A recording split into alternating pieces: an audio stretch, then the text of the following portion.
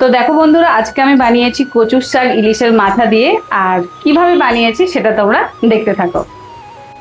তো এখানে নিয়েছি সেদ্ধ করা কচুর শাক, নিয়েছি এখানে ইলিশ মাছের মাথা, আর হলুদ লবণ তো লাগবেই। আর তার সঙ্গে নিয়েছি এখানে দেখো ছোট চামচের 1 চামচ আদা আর রসুনের পেস্ট, আর কিছুটা কুচানো এই যে ছিঁড়ে নিয়েছি লঙ্কা।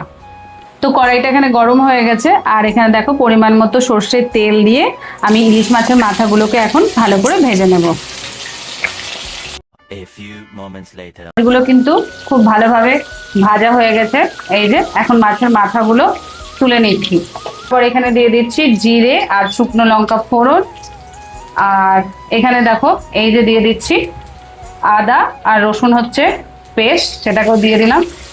কাঁচা লঙ্কাগুলোও দিয়ে দিলাম। তারপর এখন দেখো ভালো করে মশলাটাকে এখানে ভেজে নিচ্ছি। এখানে দেখো পরিমাণ মতো দিয়ে দিয়েছি হলুদ, আর দিয়ে দিচ্ছি স্বাদ অনুসারে লবণ।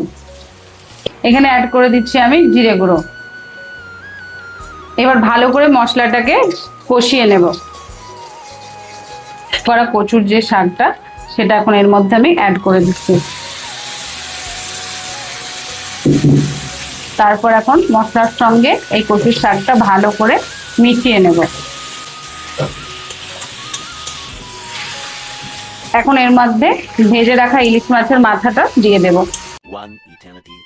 এখানে দিয়ে দিচ্ছি অল্প পরিমাণে একটুখানি চিনি। তো এখন এটাকে ভালো করে মিশিয়ে নেব।